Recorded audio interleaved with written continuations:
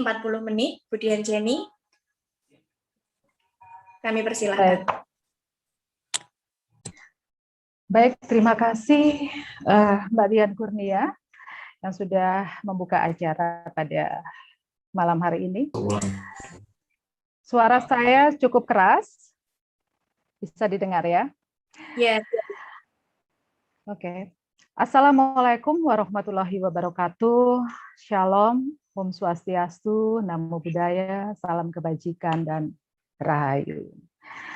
Yang saya hormati Bapak Ahol Firdaus, dan yang saya banggakan kawan-kawan dari mahasiswa dari IAIN Tulungagung yang pada malam hari ini kita bersua di dalam acara yang bertajuk Sejarah dan Dinamika dari Gerakan Perempuan Penghayat Kepercayaan yang ada di Indonesia.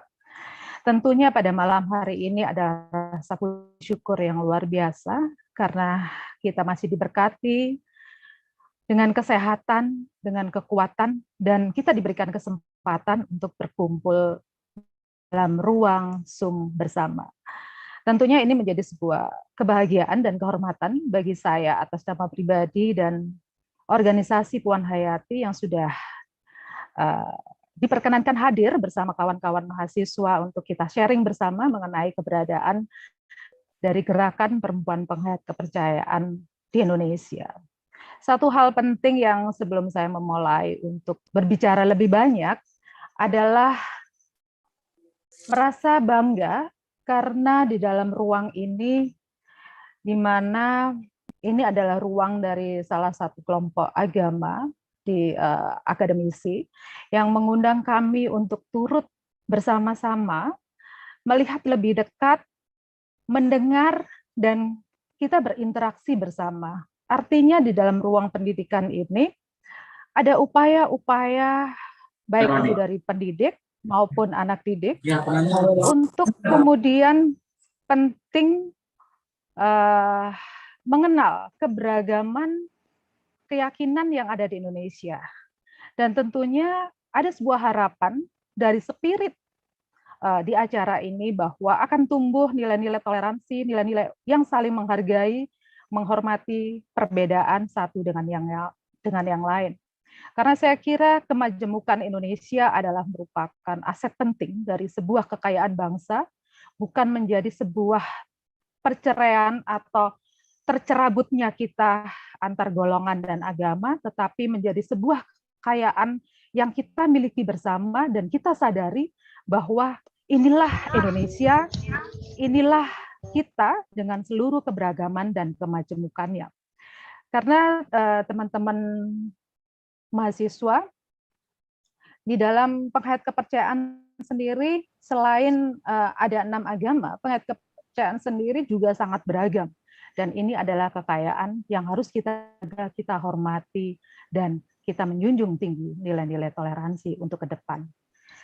Untuk selanjutnya saya akan memulai dengan satu hal penting untuk bisa kita ketahui bersama, apa sih sebenarnya penghayat kepercayaan?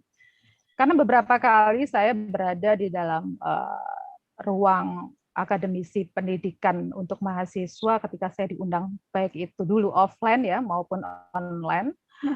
Di dalam ruang itu sangat sedikit sekali kawan-kawan mahasiswa itu mengenal apa itu penghayat kepercayaan. Tetapi saya yakin pada malam hari ini karena informasi yang saya dengar di dalam kurikulumnya ada pendidikan untuk mengenal lebih dekat terhadap keyakinan kepercayaan melalui Pak Ahol Firdaus mungkin ya. Nah, definisi dari penghayat kepercayaan adalah sebuah keyakinan berketuhanan dalam kita melaksanakan hubungan pribadi dengan Tuhan, yang mana ini didasarkan atas keyakinan yang diwujudkan dengan perilaku setio tuhu atau ketakwaan kita terhadap Tuhan Yang Maha Esa yang disertai dengan pengamalan, penghayatan melalui perilaku budi luhur yang bersumber dari nilai-nilai kearifan lokal bangsa Indonesia. Nah, kawan-kawan semuanya, penghayat kepercayaan itu ada banyak sekali kalau yang terdaftar di direktorat ada 188 organisasi pada tahun ini. Sedikit saya contohkan, misalnya kalau di Jawa ada Sumara, Sabta Dharma, Kapribaden, kemudian di Jawa itu ya, kemudian di Sumatera Utara itu ada Parmalim, ada Sunda Wiwitan di Jabar, adat Musi itu ada di Sulawesi Utara, kemudian Mapurundo, ada Merapu. Itu adalah sebagian kecil yang saya sampaikan, tetapi masih banyak lagi yang tersebar di seluruh provinsi dan mereka banyak mendiami tanah-tanah adat. Nah, teman-teman semuanya, seperti yang saya sampaikan tadi, hari ini ada 188 organisasi di tingkat pusat dan di tingkat cabang itu ada sekitar 986 organisasi. Nah, penghayat kepercayaan ini diwadahi oleh sebuah organisasi nasional yang disebut dengan Majelis Luhur Kepercayaan Terhadap Tuhan Yang Maha Esa Indonesia. Dari pergerakan sejarah lahirnya sebuah organisasi penghayat kepercayaan di Indonesia itu ditandai dengan lahirnya BKKI yang saat itu didirikan di tahun 1955 oleh Wongsonegoro. Dan kemudian bergerak dan mengubah nama pada tahun 1970 yang disebut dengan SKK. Dan sekitar 1 tahun kemudian berubah menjadi BKSI. Lalu di tahun 1980 lahirlah sekitar 1980-an ya, lahirlah organisasi Himpunan Penghayat Kepercayaan atau yang disingkat HPK. Dan di tahun 2000 ada Badan Kerjasama Organisasi Kepercayaan yang disingkat dengan BKOKA. Nah, pada saat itu ada 2 organisasi besar, yaitu HPK dan BKOKA, hingga sampai di tahun 2012 kita melaksanakan yang namanya Kongres Nasional Penghayat Kepercayaan. Itu ada di tahun 2012. Kita mengerucutkan sebuah keputusan bersama bahwa organisasi penghayat kepercayaan itu diwadahi dalam satu wadah tunggal yang menampung seluruh penghayat kepercayaan dari lintas organisasi, apakah itu yang mereka yang sudah berorganisasi ataupun penghayat-penghayat yang lain yang belum terdaftar di Direktorat Penghayat Kepercayaan dan Masyarakat Adat, Kementerian Pendidikan dan Kebudayaan, itu diwadahi di dalam Majelis Luhur Kepercayaan, dan itu dideklarasikan di 13 Oktober tahun 2014. Nah, di sepanjang perjalanan sejarah mulai tahun 55 hingga 2014, tidak terdengar gaung dari kontribusi perempuan, dan sepanjang yang saya tahu, belum ada tumbuh organisasi yang mewadahi perempuan penghayat pada saat itu. Kawan-kawan, kehidupan penghayat kepercayaan seperti yang tadi di prolog awal sudah disampaikan. Ada banyak keterbatasan, ada banyak peminggiran, diskriminasi, radikalisasi yang dilakukan kelompok-kelompok intoleran terhadap keberadaan penghayat kepercayaan. Itu telah terjadi jauh sejak Indonesia merdeka hingga, kalau saya boleh katakan, mungkin sekitar 10 tahun terakhir ya, kita baru mendapatkan tahapan-tahapan regulasi yang mampu memberikan nafas segar kepada pelayanan publik yang diterima oleh penghayat kepercayaan. Nah, kawan-kawan semuanya, situasi ini juga menjadi penting bagi saya saat itu ketika mendapatkan tanggung jawab untuk menjadi ketua dari Departemen di Perempuan Penghayat Kepercayaan bersama beberapa kawan saya yang lainnya. Karena ketika di tahun 2010, itu saya mendengar di direktorat itu masih tercatat sekitar 250 organisasi penghayat, dan kemudian di 2015 kalau tidak salah, itu tinggal 190 organisasi. Artinya pada rentang waktu sekitar 5 tahun itu, ada penyusutan luar biasa, 60 organisasi hilang. Saya kira penyusutan organisasi juga diikuti oleh penyusutan anggota dari komunitas atau organisasi itu juga. Dan situasi ini tentunya harus menjadi refleksi bersama, karena sebelum tahun 2006, penghayat kepercayaan itu, teman-teman, di dalam KTP-nya itu harus memilih salah satu dari agama yang sudah ditetapkan negara. Kita tidak ada di dalam KTP itu tertulis penghayat kepercayaan. Dan pada saat itu kita belum mempunyai pemikiran untuk menyuarakan masalah-masalah yang dihadapi oleh penghayat kepercayaan. Saya berbicara mengenai sejarah. Artinya, saya harus berbicara jujur apa yang terjadi dalam rentang panjang proses yang dihadapi oleh penghayat kepercayaan. Bahwa pada hari ini penghayat kepercayaan sudah mendapatkan pelayanan, baik itu regulasi maupun kebijakan yang melindungi sebagai payung dari bagian warga negara, itu adalah salah satu sukses story, tetapi kita tidak bisa melupakan proses dari perjuangan itu. Karena pada malam hari ini saya sampaikan, semua itu tidak didapat begitu saja, tetapi kita berusaha melakukan perjuangan dari satu tahapan ke tahapan yang lainnya secara bersama-sama. Nah, kesadaran akan penyusutan ini tentunya menjadi refleksi bahwa ketika kita lihat lebih dalam lagi, selain adanya dampak diskriminasi secara eksternal, juga ada menimbulkan inferioritas di dalam internal penghayat kepercayaan, khususnya perempuan.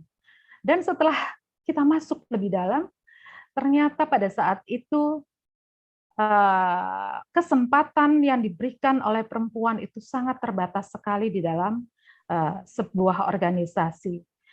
Dan perempuan seperti kehilangan tanggung jawab dan perannya sebagai ibu bagi putra-putrinya untuk mewariskan nilai-nilai ajaran yang harusnya nilai-nilai budi pekerti luhur, nilai-nilai ajaran ini mampu ditransfer kepada anak-anaknya karena situasi diskriminasi yang menjadi hambatan untuk mendapatkan berbagai pelayanan publik saat itu, sehingga saya juga merasakan menjadi bagian kalau saya memberikan pelajaran, pendidikan, dan meminta anak saya menjadi penerus dari ajaran penghayat, jangan-jangan kehidupan mereka juga akan sama, mendapatkan perlakuan dan peminggiran atas nama keyakinan. Itu yang menjadi alasan mayoritas perempuan penghayat pada saat itu. Dan kemudian minimnya peran perempuan atau ibu sebagai pelindung dan kekuatan serta sebagai motivator bagi putra-putrinya dalam menekuni ajaran penghayat kepercayaan karena tekanan eksternal. Nah, selain itu teman-teman, sebelum kelahiran organisasi perempuan, juga ada hal penting yaitu minimnya peran perempuan di dalam organisasi. Saya kira peran perempuan di dalam organisasi ini juga tidak lepas dari diskriminasi yang berbasis patriarki ya,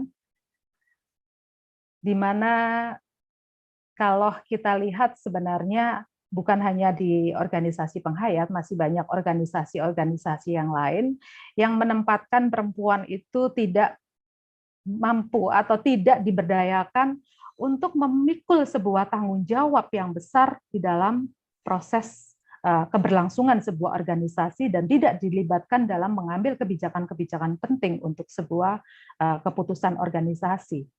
Sementara peran ganda perempuan menurut saya sebagai ibu dan sebagai pendidik dari generasi bangsa harusnya menempati posisi yang penting untuk mendapatkan akses pengetahuan, juga mendapatkan kesempatan itu di dalam ruang-ruang organisasi yang juga diberdayakan dalam skill-nya ya.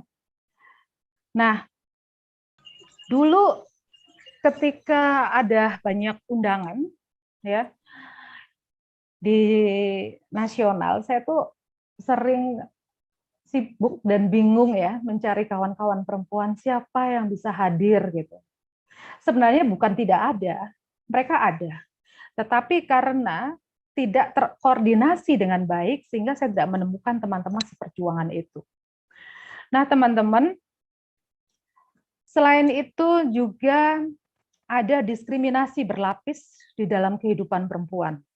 Sudah perempuan, kemudian secara budaya kita ada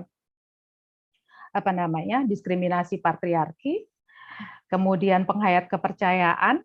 Nah, ini menjadi diskriminasi yang berlapis kepada perempuan penghayat sehingga perempuan penghayat pada saat itu untuk tampil ke luar itu harus berpikir 1000 kali. Serta tidak kalah kuatnya adalah stigma di dalam masyarakat bahwa penghayat kepercayaan itu karena tidak termasuk di dalam 6 agama, jadi seringkali, ya tidak semua ya, tetapi seringkali ada stigma bahwa kita tidak bertuhan. Walaupun itu sangat keliru. Nah, teman-teman, kemudian saya mencatat ada lambatnya kaderisasi dan regenerasi. Buat saya menemukan kader perempuan yang militan, kuat, tangguh, itu bukan hal yang mudah. Karena selain dominasi patriarki, kemudian efek, kok saya bilang efek ya. Jadi perkawinan itu juga membawa dampak dan faktor besar bagi lambatnya kaderisasi di dalam perempuan penghayat sendiri. Karena seringkali perkawinan itu harus berkeyakinannya sama. Walaupun pada tahun 2007 itu kemudian sudah ada PP 37 tahun 2007 yang bisa melegalisasi perkawinan penghayat, tapi pada saat itu masih sangat jarang sekali. Dan anak-anak perempuan itu lebih memilih mengikuti keyakinan dari pacarnya saat itu. Sehingga saya sendiri adalah pendidik dari anak-anak penghayat kepercayaan Sabta Dharma dan penyuluh dari pendidik anak-anak di sekolah. Saya seringkali kehilangan mereka setelah mereka beranjak dewasa karena mereka mengikuti pasangannya. Jadi sudah tidak mendapatkan kesempatan di dalam organisasi, ada budaya patriarki, kemudian kaderisasi itu menjadi lambat dan regenerasinya menjadi lambat di ruang perempuan karena banyak faktor-faktor yang menjadi hambatan untuk mereka terus menjadi penerus dari perempuan penghayat. Nah, teman-teman, ini semua adalah alasan mengapa tiba-tiba kesadaran ini menjadi titik balik bagi kami perempuan penghayat yang kemudian merasa penting untuk bangkit bersama-sama di tahun 2017, tepatnya 13 Mei 2017, kita melaksanakan deklarasi Puan Hayati. Tentunya pada saat kita melaksanakan itu, kita juga melihat bahwa keterlibatan perempuan di komunitas penghayat kepercayaan itu juga sangat minim dan terbatas sekali.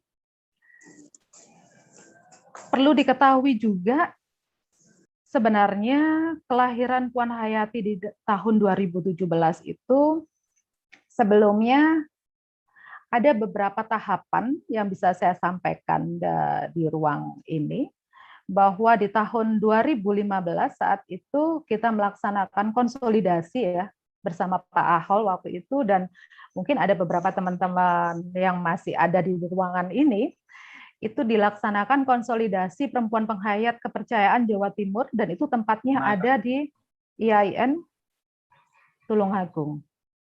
Dan itulah yang menjadi titik kesadaran kami bahwa harus ada ruang perempuan yang dibangun sebagai kekuatan dari organisasi sayap yang akan bersama-sama membangun penghayat kepercayaan ke depan, yang akan bersama-sama bertujuan untuk mewariskan nilai-nilai ajaran yang juga mempunyai tugas dan fungsi menjaga budaya dan nilai-nilai dari kearifan lokal.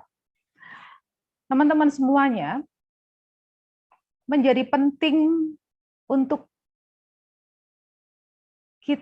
untuk kami saat itu segera mendeklarasikan Puan Hayati, juga karena di tahun 2017 itu sudah banyak aturan atau regulasi yang menaungi penghayat kepercayaan ya. Ada Undang-Undang Nomor 23 Tahun 2006, kemudian itu ada Undang-Undang Nomor 23 Tahun 2006 tentang administrasi kependudukan, di mana di dalam KTP sudah boleh dicantumkan strip ya saat itu. Kemudian ada Undang-Undang Nomor 35 Tahun 2014 tentang perubahan aturan mengenai Undang-Undang Nomor 23 Tahun 2006. Kemudian ada Peraturan Pemerintah Nomor 37 Tahun 2007 yang mengatur tentang perkawinan penghayat. Lalu ada Peraturan Permendikbud Nomor 27 Tahun 2016, di mana sekarang anak-anak penghayat kepercayaan itu sudah bisa mendapatkan pendidikan kepercayaan di sekolahan.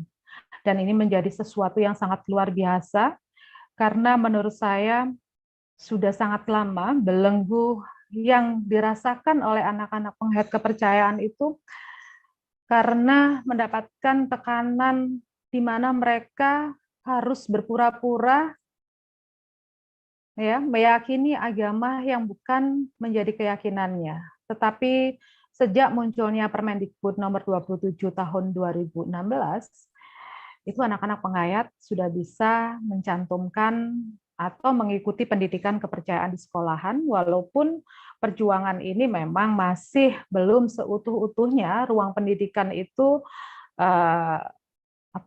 dengan ikhlas ya menerima keberadaan anak-anak penghayat. Masih banyak hal-hal yang secara gestur, kalimat-kalimat verbal yang ditunjukkan, baik itu beberapa sekolah beserta aparat pendidiknya dan juga anak-anak di dalam teman-teman mereka yang melakukan pelecehan terhadap anak-anak penghayat kepercayaan.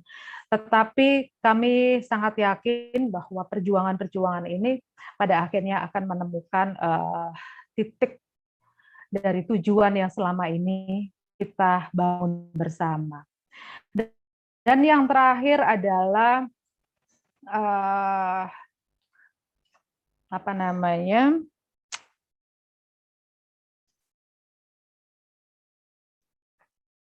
judicial review dari Undang-Undang Nomor 23 Tahun 2006 yang ditetapkan oleh Mahkamah Konstitusi kemarin bahwa penghayat kepercayaan itu sudah bisa mencantumkan penghayat kepercayaan di KTP-nya.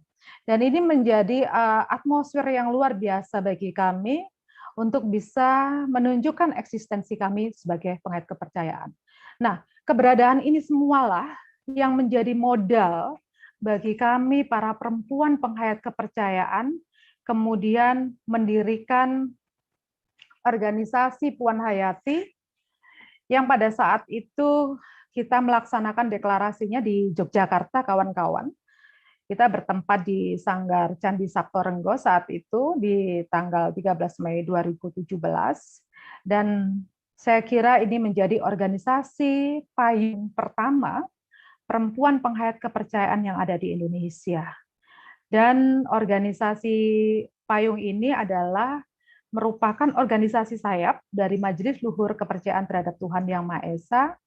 Dan tentu saja kelahiran kami tidak serta-merta mudah, karena bagaimana kami membangun kekuatan dari sikap yang selama ini sangat inferior, ya, tidak percaya diri, kemudian merasa masih ada ketakutan yang membelenggu atas nama keyakinan yang kita anut, ini memang perlu sekali tahapan dan proses bersama.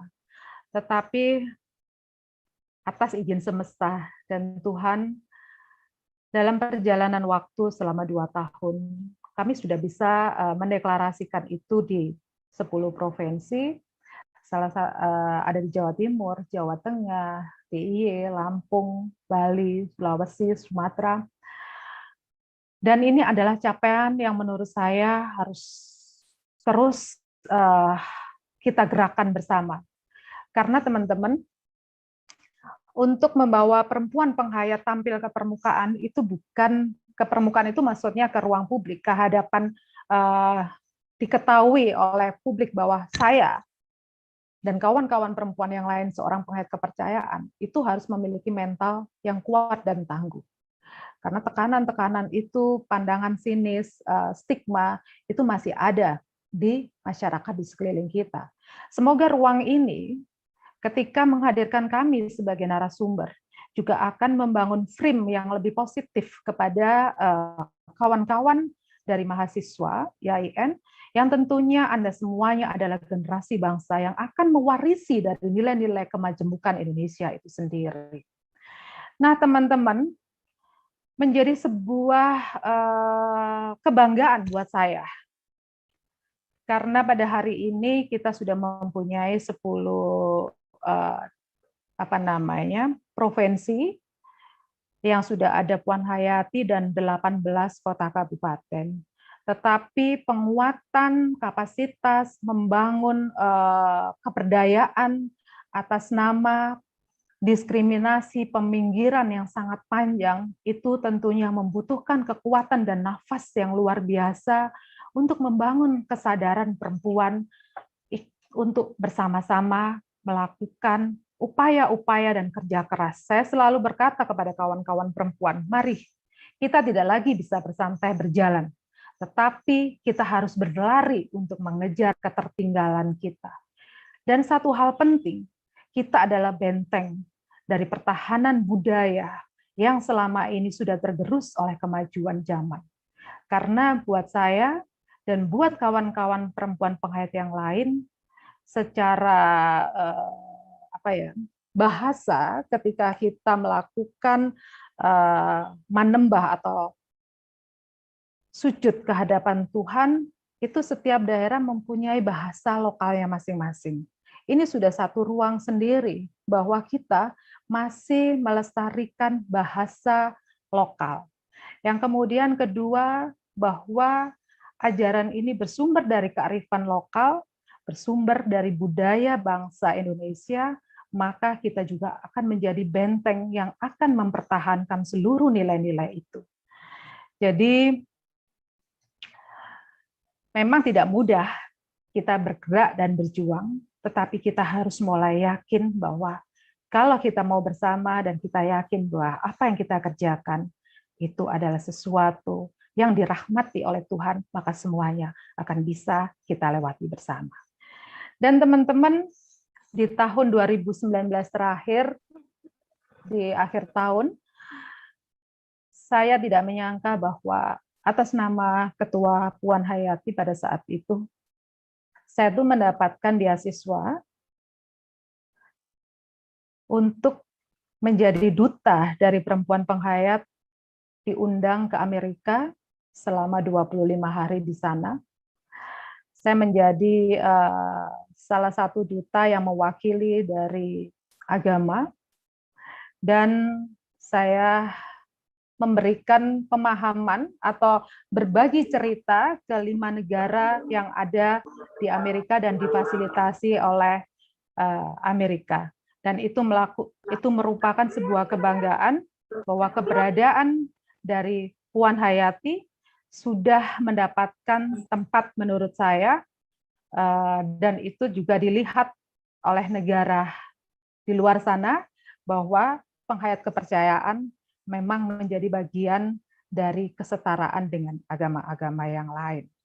Nah, teman-teman semuanya, nanti saya akan berbagi dengan Bu Rela Susanti yang akan juga memberikan paparan bagaimana perkembangan perempuan penghayat di daerah dan di komunitas. Bu Rela Susanti. Tentu saja menurut kami dengan kelahiran Puan Hayati ini, maka potensi dan kemampuan perempuan yang memiliki kekuatan soft power akan mampu memberikan perawatan terhadap kehidupan dengan kelembutan perempuan dan kasih sayang yang akan terpancar dan menumbuhkan kesadaran tanpa kekerasan dan mampu melakukan gerakan untuk sebuah perubahan. Saya kira gerakan perempuan itu bukan hanya akan berdampak bagi perubahan di internal kami, tetapi saya juga selalu memberikan masukan kepada kawan-kawan, kita harus mampu berkontribusi bagi perdamaian. Kita harus mampu berkontribusi bagi lingkungan, kita harus mampu berkontribusi bagi sesama di sekeliling kita. Dan peran perempuan sebagai aktor kunci, sebagai ibu dan pendidik dari anak-anak, ini merupakan basis sentral di mana perempuan mempunyai tugas yang mutlak, ya. Walaupun ada berbagi peran, tapi menurut saya peran dominan perempuan adalah bagaimana membangun dan mencetak generasi bangsa untuk memiliki kualitas dari mental dan budi pakarti yang luhur yang akan membangun Indonesia ke arah Indonesia yang harmonis berdasarkan nilai-nilai dari falsafah Pancasila yang merupakan dasar negara kita. Dan yang terakhir buat saya, keaktifan perempuan penghayat akan mampu menjadi benteng terakhir dalam mempertahankan ketahanan budaya dan membangun ketahanan keluarga dan komunitas, karena keluarga adalah basis pertama dalam ruang pendidikan. Saya kira itu yang saya sampaikan, nanti akan kita pertajam dan pertegas lagi di acara tanya jawab. Saya akhiri dengan selamat malam. Terima kasih. Assalamualaikum warahmatullahi wabarakatuh. Shalom, Om Swastiastu, Namo Buddhaya. Salam kebajikan dan rahayu. Rahayu. Terima kasih Mbak Dian. Rahayu. Ya, terima